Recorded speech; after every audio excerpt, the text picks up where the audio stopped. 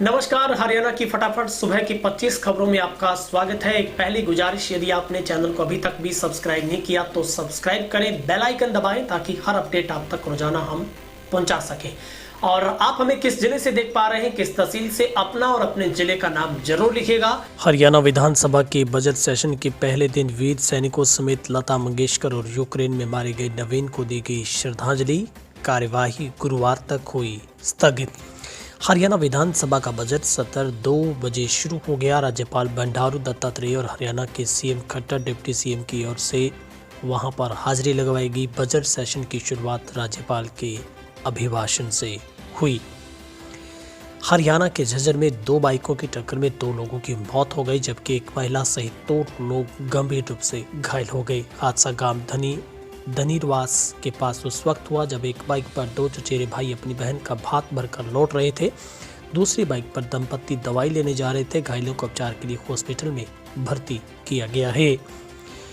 हरियाणा के स्वास्थ्य मंत्री अनिल विज ने दवाओं की बिक्री पर की गई उल्लंघना के चलते Ambala zone, Rewari zone, Gurugram zone के 17 खुदरा बिक्री ड्रग्स लाइसेंस निलंबित कर दिए हैं।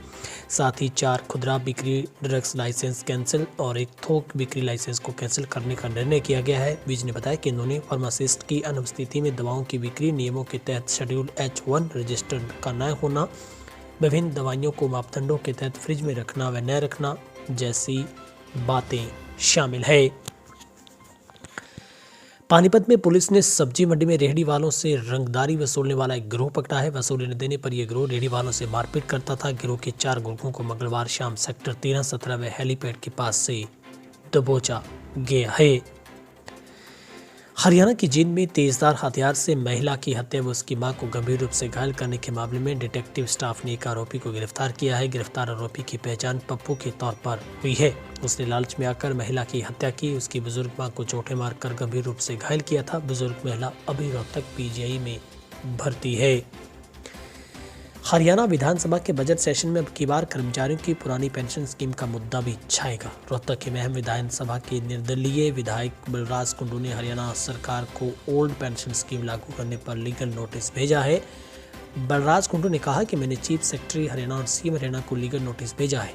कुंडू का कहना है कि कर्मचारियों का हनन हो रहा है, गलत व्यवहार हो रहा है। एक दिन का विधायक सारी उम्र पेंशन लेता है। बजट सेशन से पहले बुधवार को हरियाणा कांग्रेस विधायक दल की बैठक बुलाई गई है। विपक्ष के नेता हुड्डा की अध्यक्षता में बैठक चल रही है। विशेष बात यह है कि कांग्रेस प्रदेश अध्यक्ष कुमारी सैलजा भी बैठक में हाजिर है। मीटिंग में सरकार को घेरने की रणनीति बनाई गई है। बैठक में कांग्रेस के 31 में से अधिकतर विधायक मौजूद रहे, जिसमें से प्रमुख रघुवीर सिंह कादियान, प्रदीप चौधरी, शमशेर गोगी, शिषपाल केरवाला व अमित सिहाग थे। केयूके यूनिवर्सिटी ने विभिन्न पदों पर भर्ती के लिए आवेदन का समय बढ़ा दिया है। विश्वविद्यालय प्रशासन ने विभिन्न विषयों के 77 सहायक प्रोफेसर और 5 सहायक प्रोफेसर विधि विषय में के लिए आवेदन आमंत्रित किए हैं। कुल 82 पदों के लिए ऑनलाइन आवेदन मांगे गए हैं। संबंधित जानकारी यूनिवर्सिटी की ऑफिशियल वेबसाइट www.kuk.ac.in पर उपलब्ध है। इन पदों के लिए 4 मार्च तक आवेदन किया जा सकेगा। हरियाणा में 1 मार्च के कोरोना के 273 नए संक्रमित मिले हैं। वहीं ओमिक्रॉन का कोई केस नहीं आया है। कोरोना से एक व्यक्ति की मौत हुई है। इससे पहले 9 जनवरी को किसी भी व्यक्ति की मौत नहीं हुई थी, जबकि दिसंबर में एक व्यक्ति की मौत हुई थी। ऐसे में 2 महीने बाद मौत का आंकड़ा सबसे निचले स्तर पर है। प्रदेश में 1 मार्च को 17,771 सैंपल लिए गए। अब कुल एक्टिव केस 1744 रह गए हैं। हरियाणा के पलवल में दलित युवक को पीटने का विरोध करने पर कुछ दबंगों ने व्यक्ति के घर पर पथराव कर जाती सूचक गालियां देते हुए जान से मारने की नीयत से गोलियां चला दी। पीड़ित ने फोन कर पुलिस को सूचना दी। मौके पर बुलाया तो आरोपी जान से मारने की धमकी देकर फरार हो गए। फिलहाल कैंप थाना पुलिस ने पीड़ित की शिकायत पर नामजद सहित 15 के खिलाफ केस दर्ज किया है।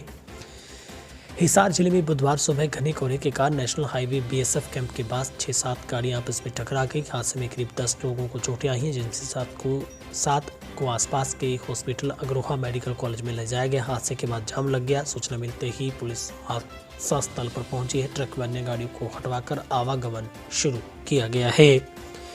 पलवल में नेशनल हाईवे पर कमरन बॉर्डर के निकट सीआई होल्डर की टीम ने करीब 1 करोड़ 75 लाख रुपए कीमत की गांजा पत्ती के साथ 6 व्यक्तियों को काबू किया है। गांजा पत्ती ट्रक में भरी नारियलों के नीचे छिपाकर रखी गई थी। मामला चौंकाने वाली बात यह है कि नशा तस्करों की गाड़ी को दिल्ली पुलिस की स्पेशल सेल में तैनात एएसआई पायलट कर रहा था। उससे पिस्टल भी बरामद हुई है। विभागीय नियमों की दरकिनार कर आउटसोर्सिंग के तहत टेंडर जारी करते हुए सरकार को करीब 45 लाख का नुकसान होने के आरोप में डीसी कैथल प्रदीप दहिया ने कैथल के पूर्व सीएमओ डॉक्टर सुरेंद्र नैयर के खिलाफ एसपी को मामला दर्ज करने के लिए पत्र लिखा है। पत्र के माध्यम से बताया गया है कि 2011 में कैथल के सिविल सर्जन सुरेंद्र नैयर ने हरियाणा सरकार की आउटसोर्सिंग पॉलिसी के तहत कैथल के सरकारी हॉस्पिटल में विभागीय नियमों की अनदेखी की। गांव कृष्णा कॉलोनी के रहने वाली जलधारा की 10 महीने पहले ही राजू से शादी हुई थी। पारिवारिक विवाद के चलते दोनों ने फांसी लगाकर आत्महत्या कर ली। जलधारा ने मायके में फंदा लगाया तो पति राजू ने पत्नी की मौत के बाद अपने गांव में मौत को गले लगा लिया।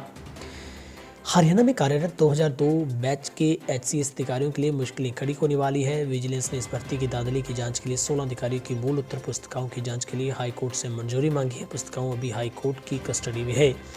इस अर्जी पर सुनवाई करते हुए हाईकोर्ट के जस्टिस अजय तिवारी व जस्टिस पंकज जैन की बेंच ने सभी पक्षों को 16 मार्च के लिए नोटिस जारी कर जवाब तलब कर लिया है। कुरुक्षेत्र नगरपालिका कर्मचारी संघ हरियाणा के आह्वान पर कर्मिक भूख हड़ताल के तहत नगरपालिका कर्मचारी कुरुक्षेत्र के प्रांगण में सुनील कुमार, बलविंदर सिंह सहित अन्य कर्मचारी भूख हड़ताल पर सुभाष गुस्सर राज्य प्रधान ने माला पहनाकर बैठाया है। सरकार की हठधर्मिता को देखते हुए कर्मचारियों को ये कदम उठाना पड़ा।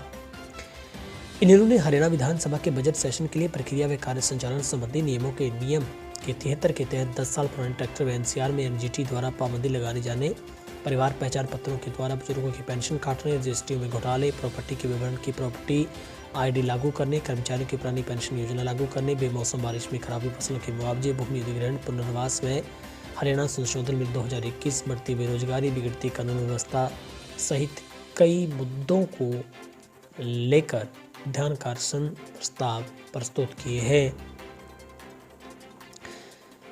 रोहतक के रिटोली गांव में पुरानी रंजिश के चलते सर्व हरियाणा ग्रामीण बैंक के सीएससी सेंटर में गए युवक की गोली मारकर हत्या कर दी गई। हमलावरों को भागते वक्त एक बुजुर्ग ने पकड़ने का प्रयास किया, जिस पर हमलावरों ने उसके सीने में भी गोली दागकर मौत के घाट उतार दिया।